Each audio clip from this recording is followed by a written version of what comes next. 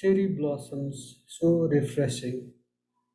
Even a cursory search of the internet would appear to bring home the sweet fragrance all the way from those lawns located thousands of nautical miles away.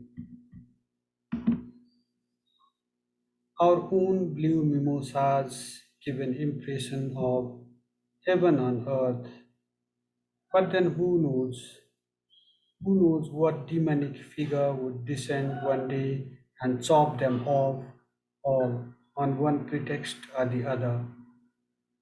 No one can even imagine such a dastardly act along those manicured lawns, even in their worst of nightmares. And then the ninjas, their fighting skills par excellence, and their mysterious ways. And who can forget the samurai,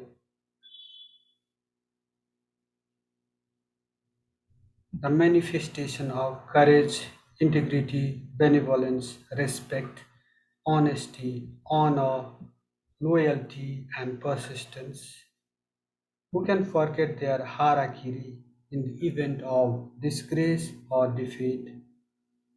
The unforgettable ocean serial that used to air on Nepal television zooms in, and so does the ever amusing Ninja Hattori. The Mitsubishi Zero bombers that gave the Allies a tough time during World War II. Their kamikaze ways, a bevy of global brands like Mitsubishi, Toyota, Honda, Nissan, Sony, Canon, Hitachi, National Panasonic, Seiko, Citizen, Casio, and Sansui make a beeline. The historic defeat of a mighty Russia in the early 20th century comes as a surprise. An all-weather friend of Nepal, ever ready to provide relatively riders-free assistance, zooms in. It's not always honor, glory, and generosity, though. The enslavement of Korean women forms a dark chapter. So does the Nanjing massacre. The rallying cry of Asia for Asians comes to mind, and so do the attack on Pearl Harbor that occurred on December 7, 1941.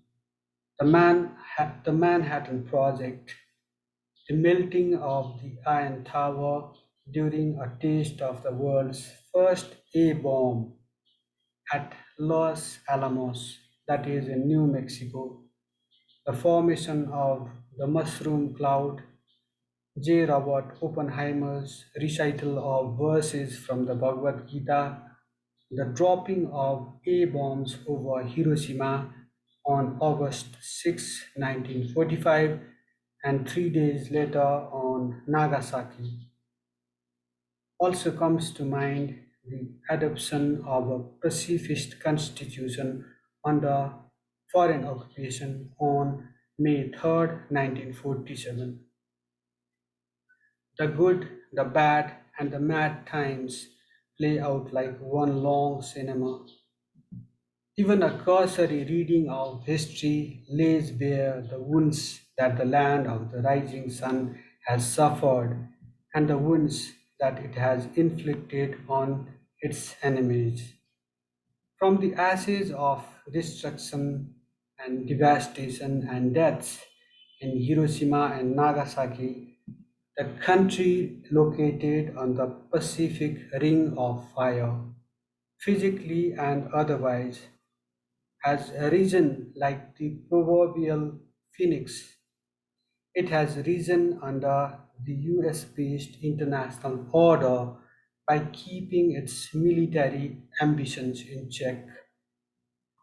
Before June 8, 2022, the last time the country probably drew massive attention was during the Fukushima Daiichi nuclear disaster that happened in March 2011.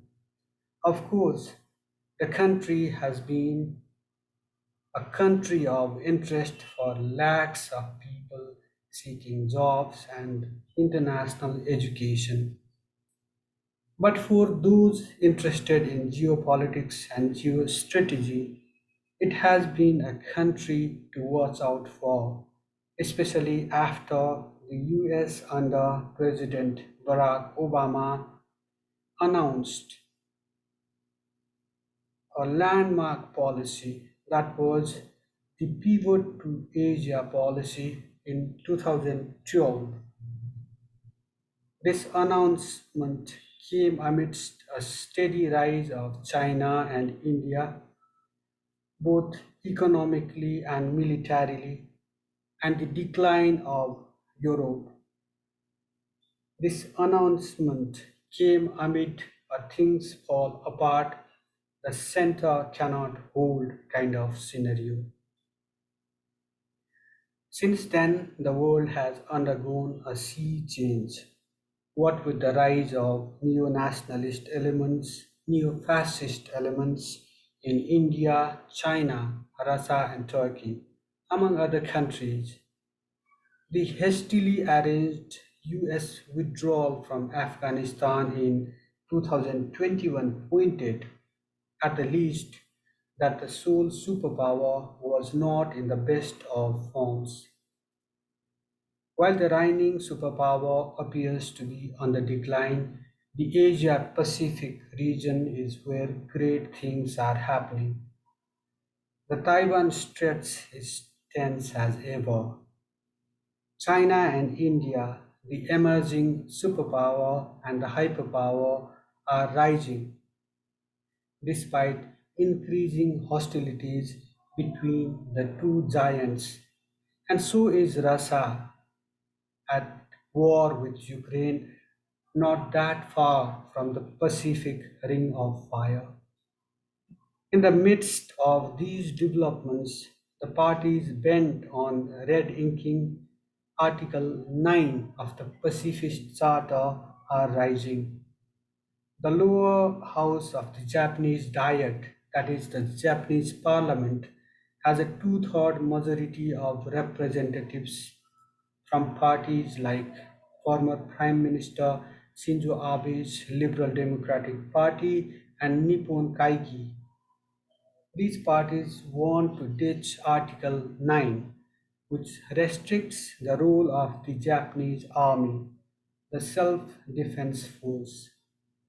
Amid all this comes the assassination of Shinzo Abe, the longest serving Prime Minister of Japan.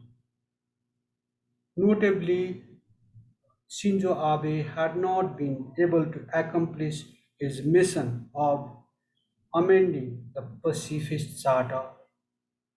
As per reports, Tetsuya Yamagami, a 41-year-old former member of Japan's Maritime Defense Force, shot Abe with a homemade gun.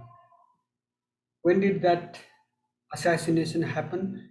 It happened while Shinzo Abe was delivering a speech at the city of Nara on Friday morning. He was delivering a speech ahead of elections for the upper house of the Japanese parliament, that is the Diet. Abe would succumb to bullet wounds in course of treatment hours later. The suspect has reportedly admitted to shooting Abe. He has confessed that he shot Abe over the former's connection with a specific group.